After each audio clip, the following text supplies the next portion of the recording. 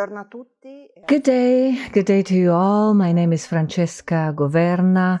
I am professor of political and economic geography at the Polytechnic of Turin, and I work at the Department for Sciences and Policies of the region. I'm a geographer and I'm involved in social sciences. I'm saying this because what we're about to say is something that I'm going to present from the perspective of social sciences.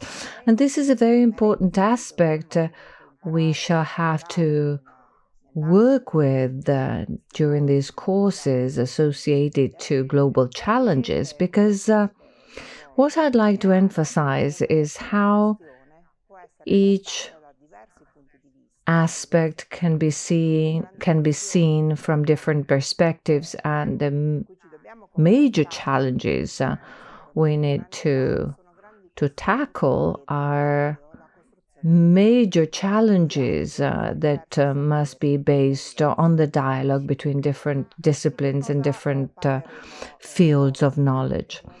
So what are we going to talk about today? So the title is Technology and Humanity. The lecture has three main aims. The first aim is a general introduction about technology and humanity, with some critical remarks about how the contemporary debate inquires into the relation between technology and human beings. The second aim is exploring the link between technology and humanity, and highlight how basically no discipline in and of itself can exhaustively tackle the complexity of this relation. The third aim is to begin to learn to journey between different fields of knowledge and work with what we might define as different cultures, different ways of approaching issues. And let's die on this last aim as our starting point to venture into this lecture about technology and humanity. Well, let's step back a little bit from this moment in time and attempt a map of cultures. Let's try and identify the different fields of knowledge through this map. In 1959, Snow published a book called The Two Cultures. And in that book, he emphasized how knowledge can be subdivided into two main sets: natural sciences on the one hand and the humanities on the other. However, in 1963, he actually reviewed that early thinking and identified a third set, that of social sciences. Disciplines like anthropology, sociology, geography, that are mainly dealing with studying the social interaction. And as far as my discipline is concerned, we study social organization with relation to space. So there's the interaction between the social sphere and the spatial sphere. Now, the emergence of a third field of knowledge was then systematized 40 years later. From 1959, with a book written by Kagan in 1999 entitled Three Cultures. So he drew inspiration from Snow's intuition, and he said, well, as a matter of fact, knowledge can be subdivided into three main fields: the natural sciences on the one hand, the humanities on the other, but there's a third role to be played by the social sciences. So why this general introduction that might sound a little bit separate from our goal? Well, because this map of cultures, this tripartite subdivision identified by Kagan, enables us to journey between technology and humanity, between different fields of knowledge and different perspectives. Now, our angle in tackling the link between technology and humanity is that of social sciences. Well, I'm a social scientist, that's true, but not just because of that. Jürgen Habermas, a philosopher and epistemologist, a member of that extraordinary school of Frankfurt, one of the leading philosophical schools in the 20th century. So he said that, he said that natural sciences and the humanities may coexist, may ignore each other, or may feel a sort of envy for what each of the two fields of knowledge, the two cultures can come up with. Actually, the social sciences have a more challenging task. In his opinion, social sciences, if well practiced, they can reconcile differences and lack of communication between the natural sciences and the humanities, and bring the two approaches under the same roof. And that's his own wording.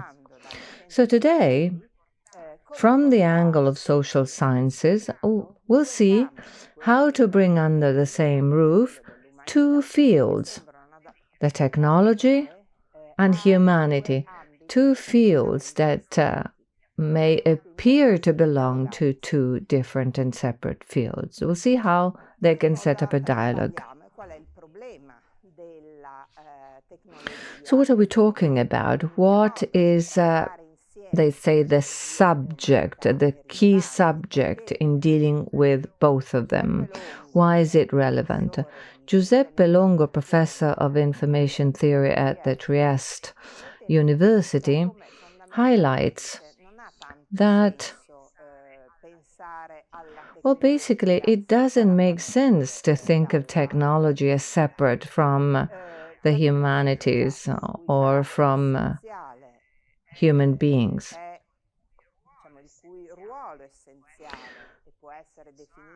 The essential feature of technology, understood in a broad sense as a set of tools for knowledge and action,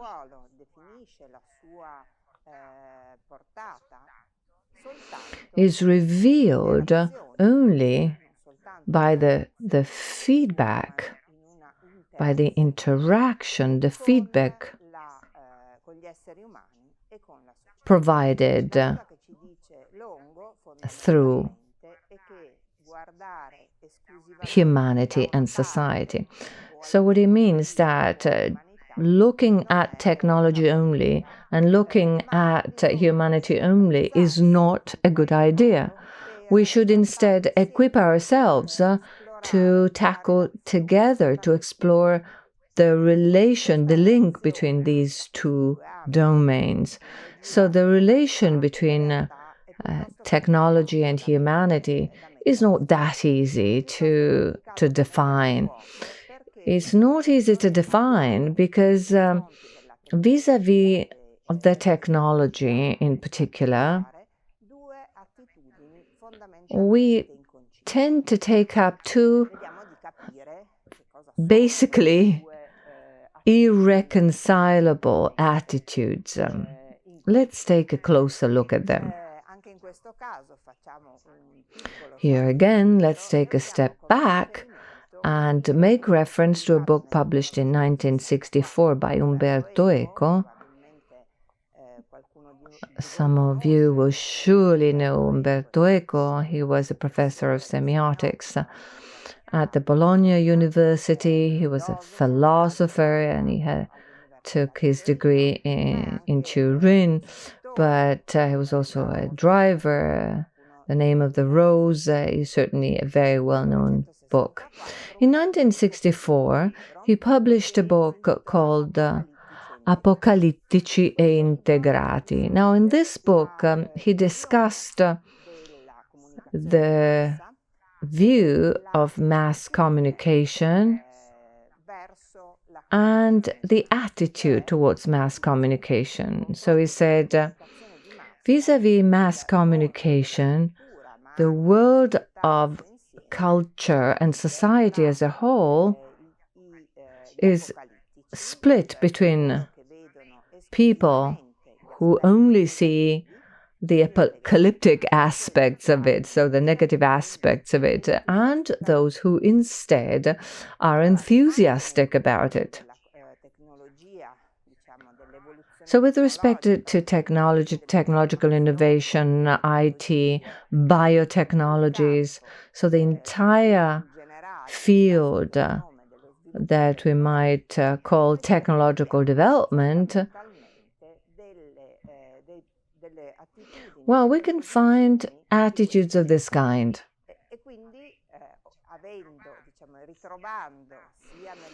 And in the general debate, and since we find this in the debate and in society, these polarized angles, it's difficult to imagine.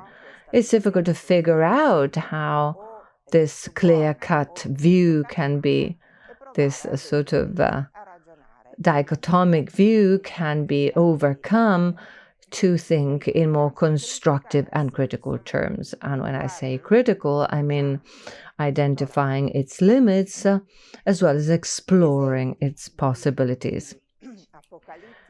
Now, as an example of an apocalyptic attitude, the book by Nicola Scarr, The Shallow, What the Internet is Doing at Our Brains. Well, this book discusses the role of the Internet, and through the angle of this apocalyptic vision, he underlines that through the Internet and the development of the IT,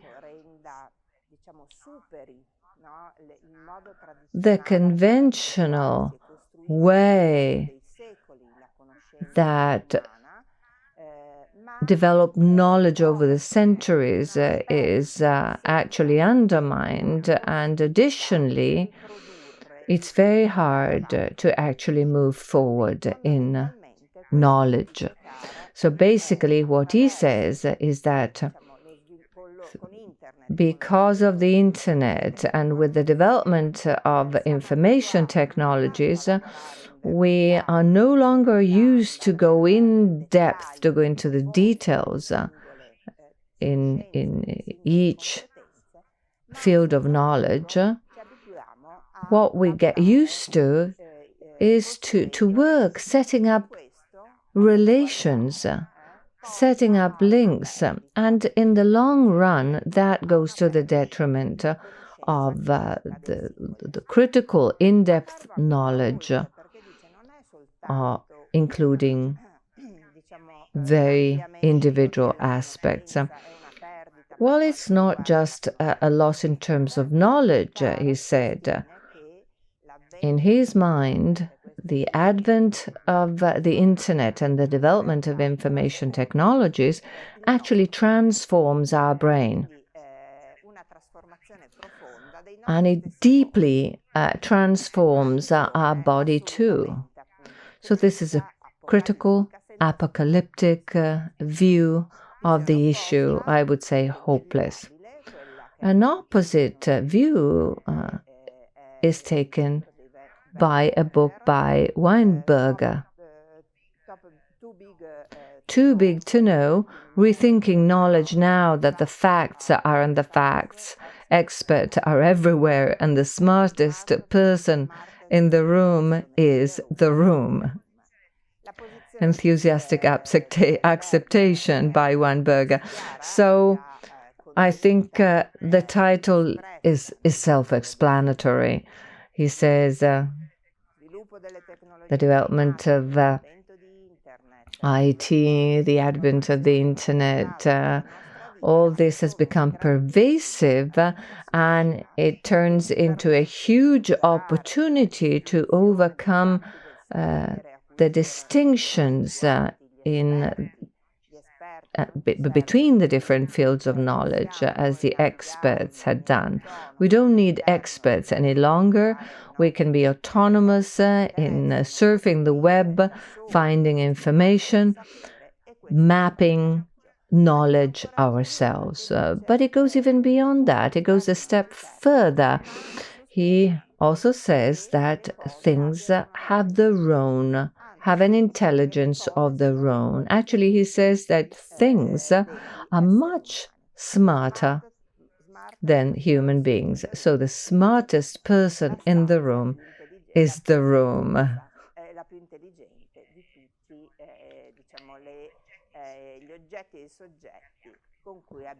The room itself. So things are seen as smarter.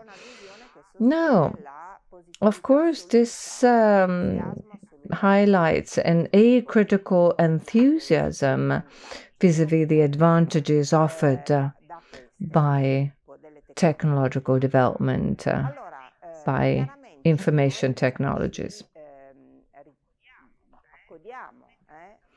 Clearly, if we endorse either of the two, either a critical attitude or an enthusiastic acceptation of technological development, we don't move very far in our inquiry. We can hardly gain a more in-depth understanding of how the technology can offer advantages, can instead become a challenge. So we can hardly go into greater details and gain a more critical attitude to rethink the relation between technology and humanity.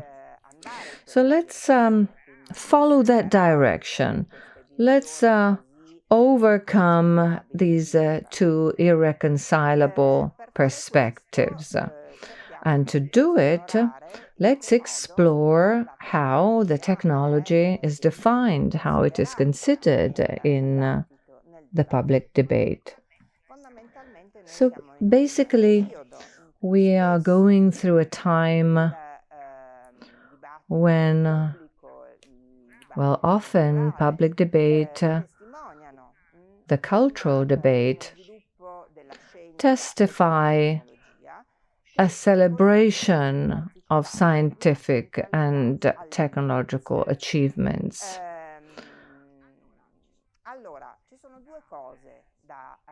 So let me make 2 points about this. First, the technology, in the previous meaning, it does not just characterize our time, our contemporary world, because the technology, i.e., the production, the design of tools for knowledge and action, has always been part of the life of human beings. So this is one first point. Let's consider that we are going through a very accelerated technological development, but actually the technology has always been part of our lives. Second element, Innovation is the mantra of the contemporary political, economic, and social discourses.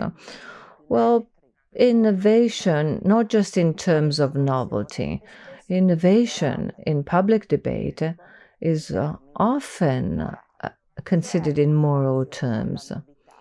So novelty is attributed a positive connotation.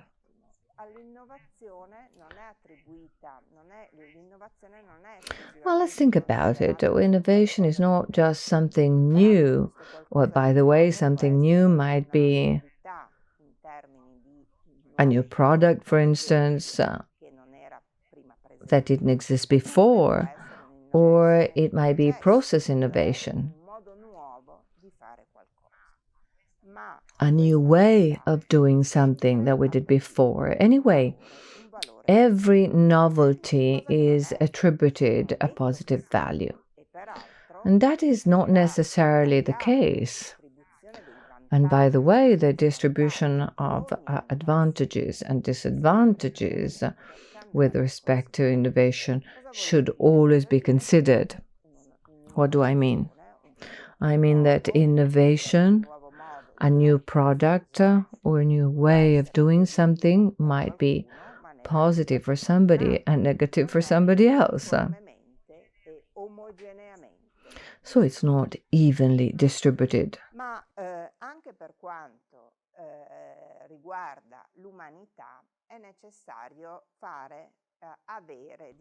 So let's move to the other side. Let's move to humanity. How can we define human beings? Well, this is a very difficult question. It's probably impossible to provide a clear-cut answer.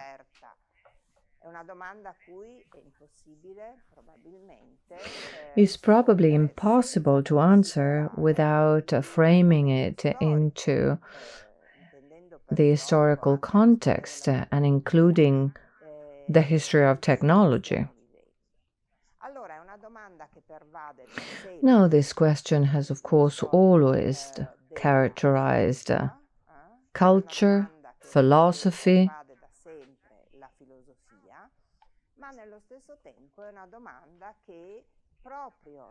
However, specifically at this time, although the technology is not just characteristic of this moment, we were just witnessing an acceleration. So at this moment in time, we should certainly inquire into the meaning of humanity at a time when the technology is playing such an important role in our lives. So what does it mean to be human in the 21st century? And he published his book in 2011. So what does it mean to be human? What does it mean to be a human being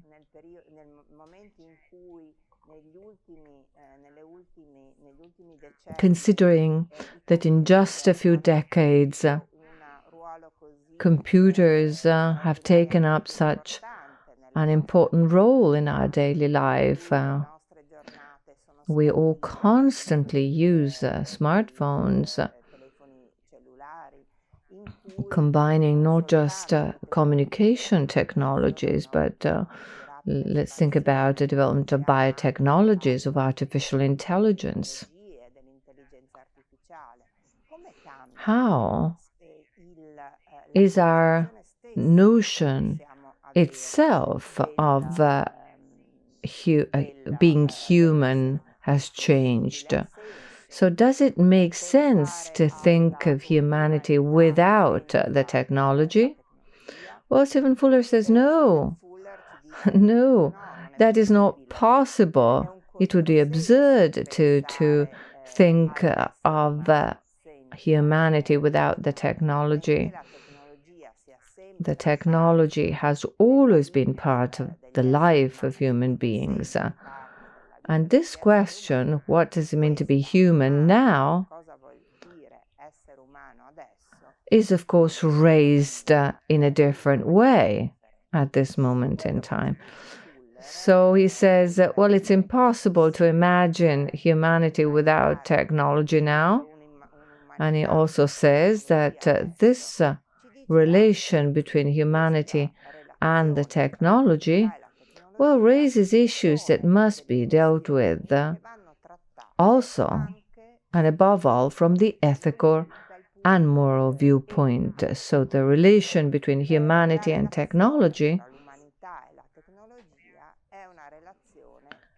may create some imbalances from the ethical and moral viewpoint, and that is why those perspectives must be taken into account as well.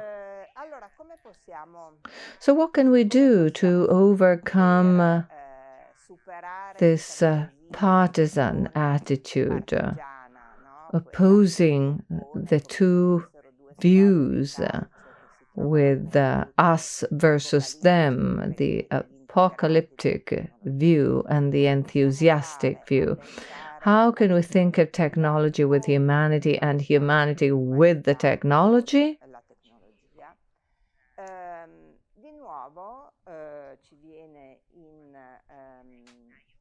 So once again, we are helped by Giuseppe Longo. He says,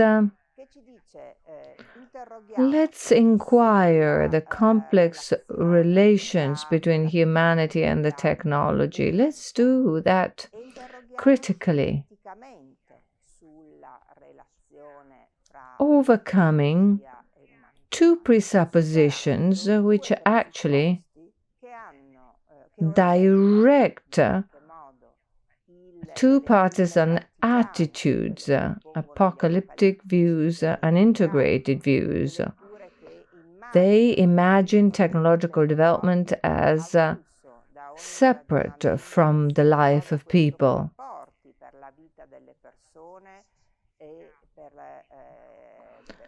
Well, because of the very meaning of the word humanity. So let's inquire into this relation and overcome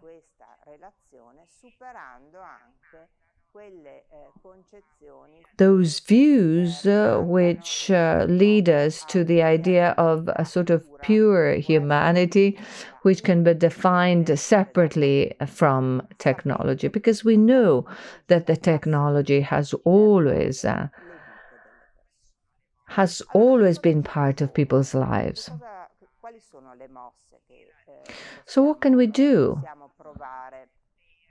What direction can the debate follow to understand what it means to live with complex technologies, the complex technologies of our time and of our daily lives?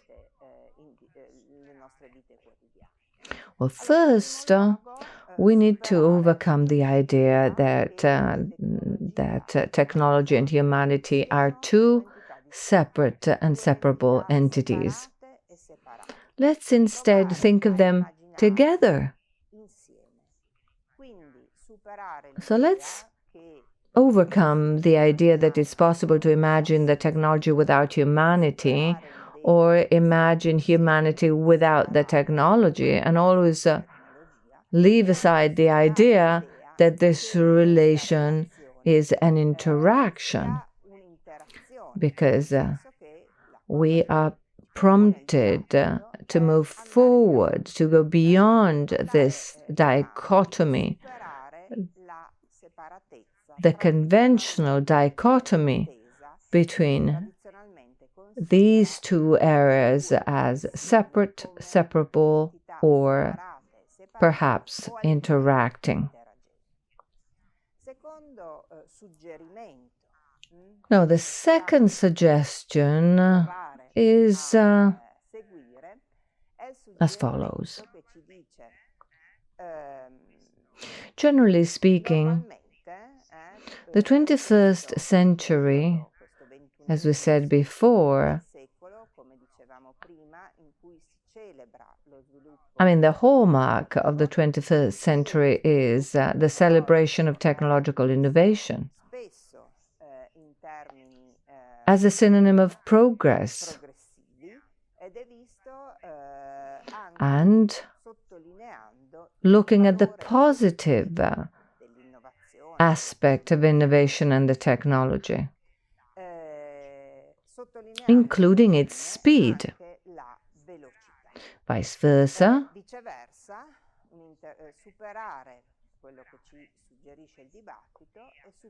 we should overcome the concept following which the technologies move forward very quickly, whereas human progress is very slow or almost immovable or static. Now, if we take seriously the suggestion of overcoming the separateness and the interaction between technology and humanity, and we take a step forward and we try and figure out a different entity which combines them both, well, then it doesn't really make sense to draw a distinction between evolution speeds, because this new sort of entity that should be inquired into is an entity where the development of technology and humanity goes hand in hand. So neither of the two is faster or slower. On the contrary, there's something we might call co-evolution. Well, that's not an easy thing because it actually overcomes all the dichotomies of the past, the separateness, and the key role traditionally taken up by human beings in Western thinking. However, these suggestions lead towards an overall rethinking, which moves away from a dichotomic view.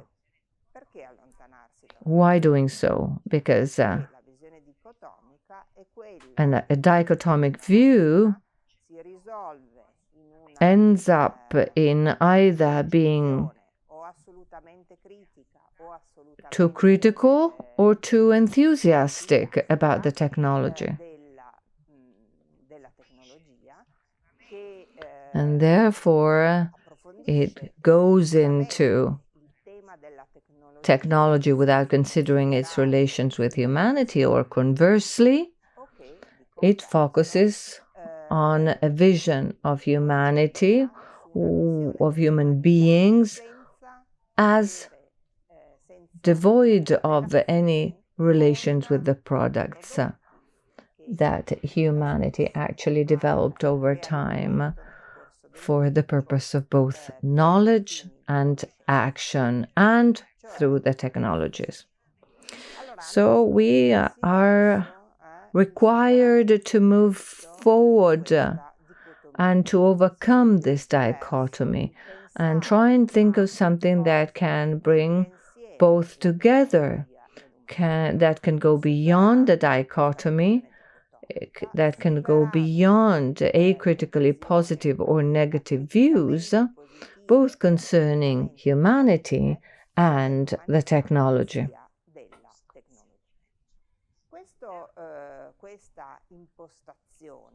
Well, this is a complicated approach, not granting any certainty or any clear-cut definition. However, it certainly pervades the so-called post-human perspectives. Well, their definition itself, post-human, means going beyond the human. How to do that? Why doing that? Well, basically, post-human perspectives, the aim of which is to overcome dichotomic thinking, well, they overturn the key role played by human beings in human history. So the key question that post-human perspectives explore is, well, why should we think of human beings as the center around which all the world revolves? So we think of the rest of the world as something at the disposal of human beings. However, the scholars making reference to post-human perspectives, so they are making an effort to overcome the central role played by human beings and imagine a different role, no longer a central one. Well, you may find this view a little bit weird and no doubt an ambitious one too. Let's focus on it for a moment. It certainly helps us ponder one of the major issues of our time, which is that of climate change. So basically, post-human perspectives take up a critical stance vis-à-vis the central role played by human beings and thinking that all the rest is at the disposal of human beings. And by the way, this perspective is also thought and practiced and imagined when we actually start pondering about the environment, climate change. Can we really imagine to deal with the animal kingdom, the plant kingdom as being at our own disposal? Well, post-human perspectives suggest to overcome this central role by human beings and help us move towards this recomposition. Well, it's not an easy recomposition, of course, between the technology and humanity that we mentioned before. So let's explore these post-human perspectives.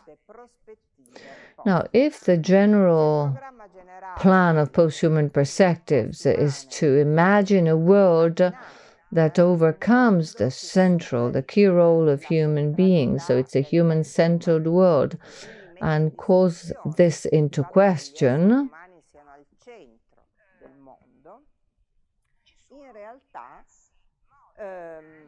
well, actually, there are various ways to put the post-human perspective into practice. There are several ways to call into question the central role of human beings in our world.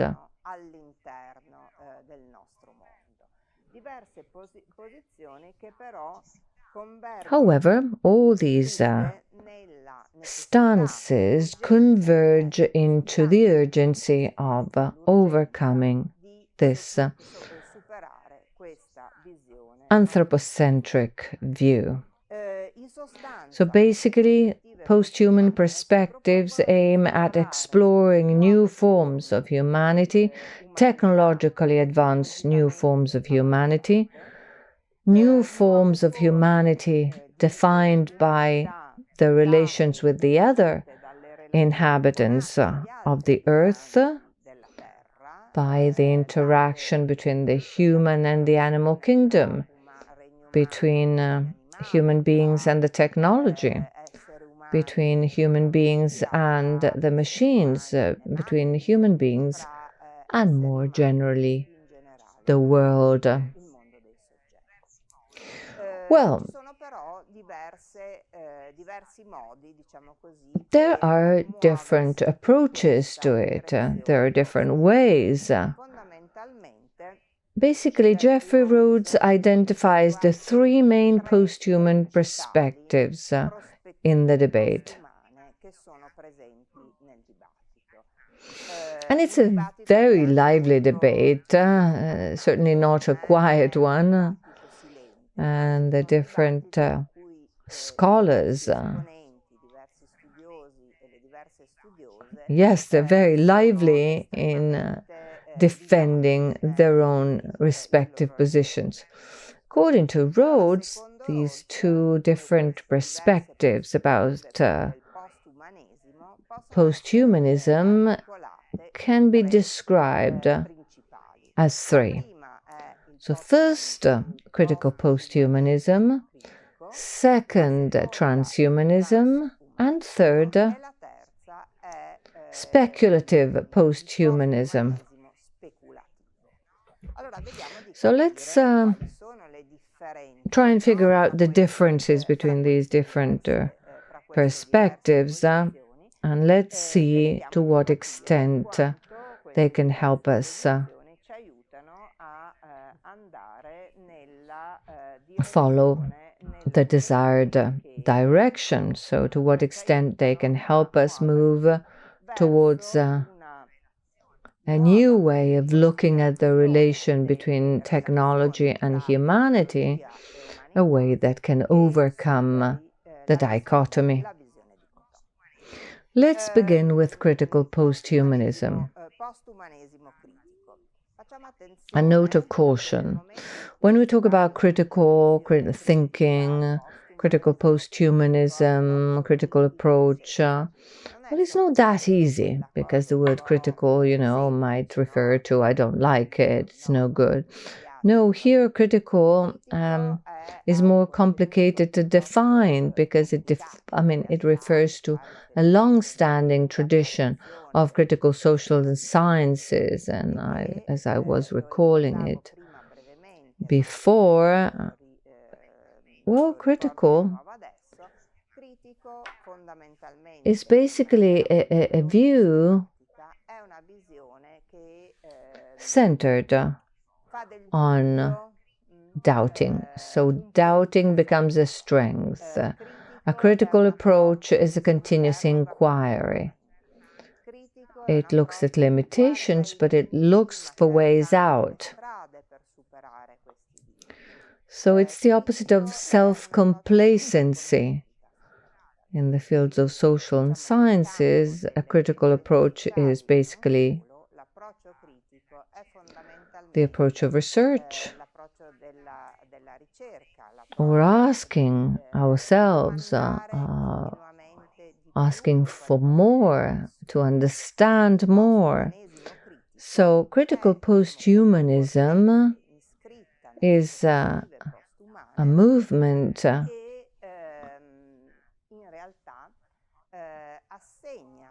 attaching a key role to the technology and highlighting how technological development is actually transforming people's lives.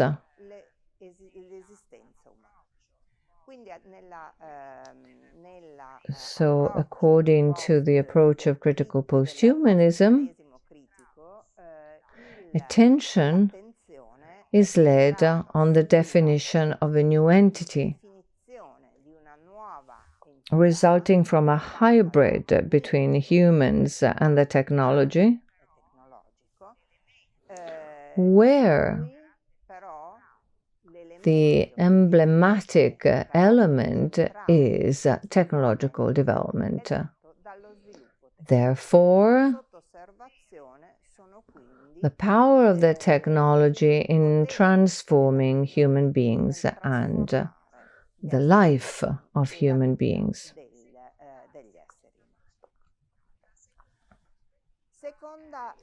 Let's move to the second perspective,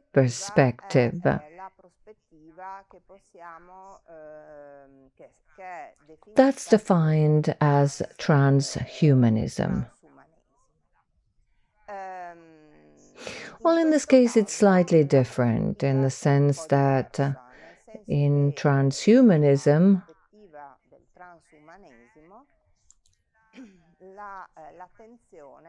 attention is put on the transition, on the process, rather than on the characteristics of this new emerging entity.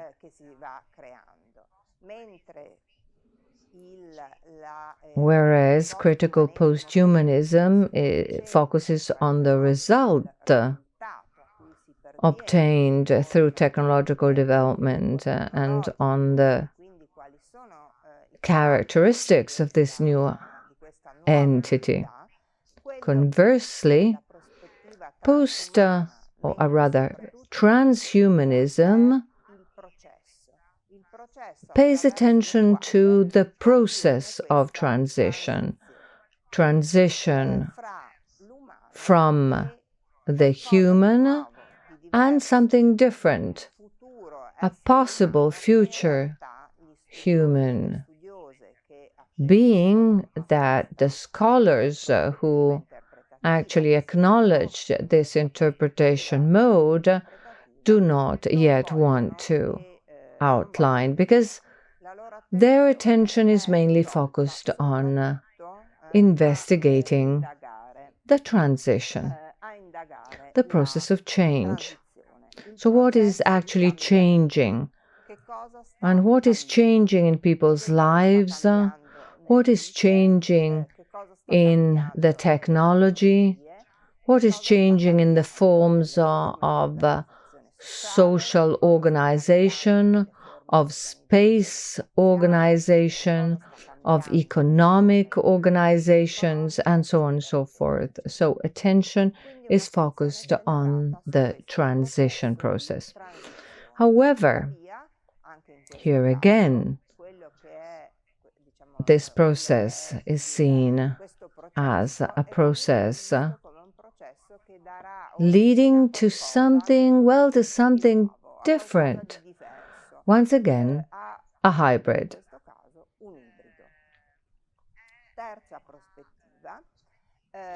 The third perspective is defined by Rhodes as speculative posthumanism.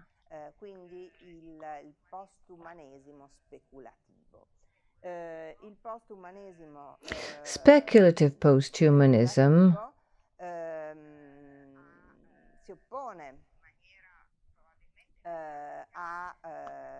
is radically opposed to a human-centered thinking,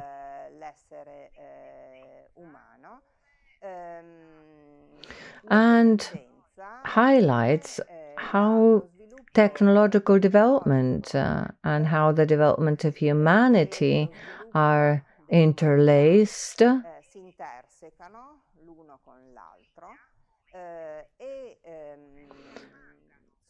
So according to speculative posthumanism, in this intersection, some elements of the past persist, but they are interlaced with something new, something that we don't know yet. So while transhumanism focuses on this process of transition and defines as a result of it a new entity, according to speculative posthumanism,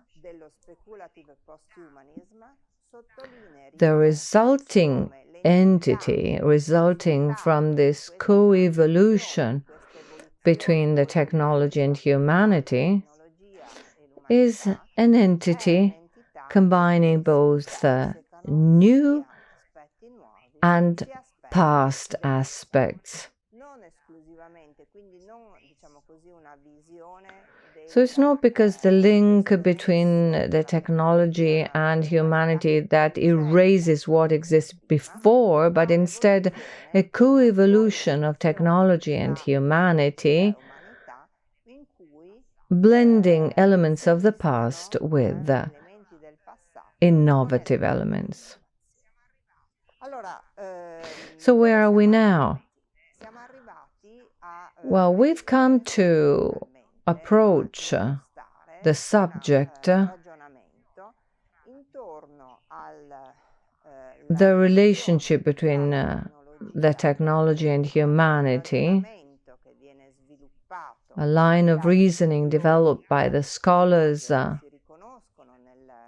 advocating post-human perspectives. So we've come to the understanding that there are various post-human perspectives, but all these perspectives are trying to figure out an evolution, a co-evolution between human beings and the technology.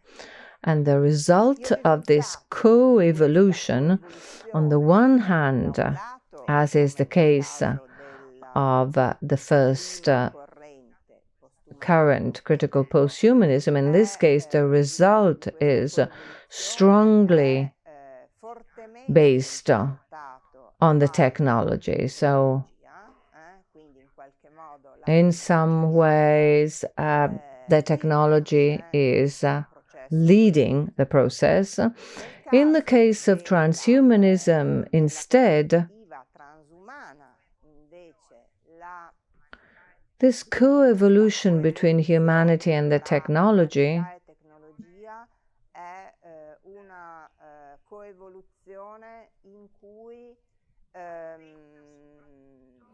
is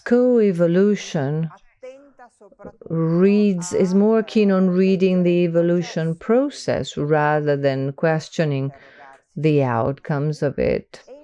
And finally, the perspective of speculative posthumanism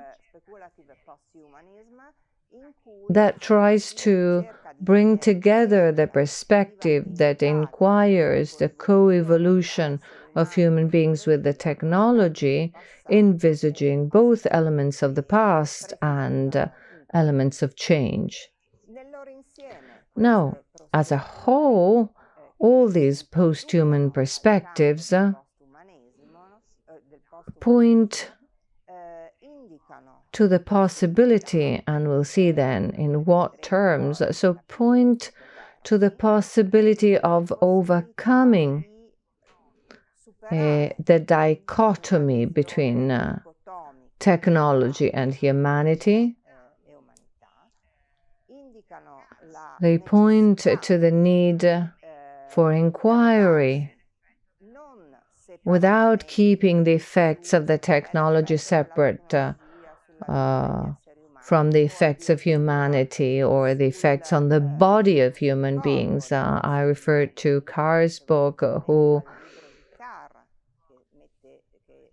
shows how the development of information technology changes our very brain.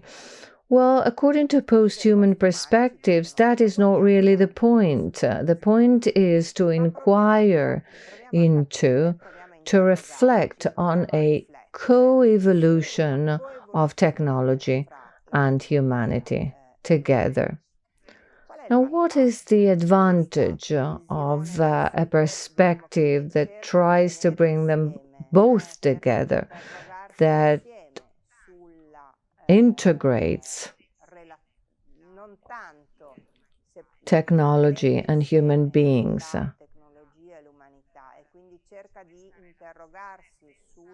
that holds the relation together, thinking it in evolving terms, so that two things evolve, one in relation to the other, and this implies co-evolution. So what is the advantage of this perspective? Well, the advantage is to overcome a partisan attitude, so either being, all positive or all negative about the technology. So we no longer endorse a view where the human beings master the technology, and instead take up a view of technology as a whole set of limits and possibilities that we're shaping up. And one last consideration is that these post-human perspectives are extremely important to rethink the link between technology and humanity, because they overcome the human-centered view, so looking at the human being as being at the center of the world and as looking at things as totally at our disposal. So we can no longer afford that kind of perspective.